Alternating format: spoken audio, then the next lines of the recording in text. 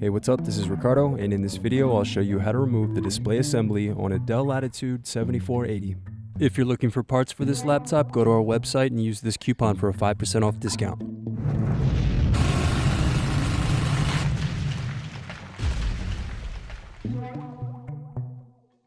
First unscrew, then remove bottom base.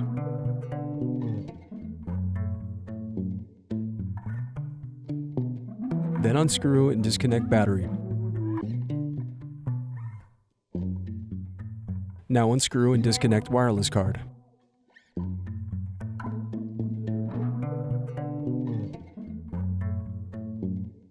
Now unscrew and remove bracket and display cable.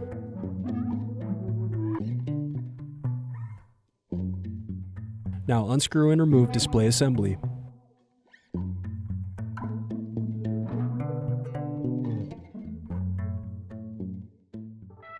Thanks for watching.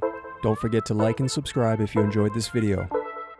And if you need more, check out this playlist to watch other tutorials for your laptop. You can also click here to find parts for your laptop at partspeople.com.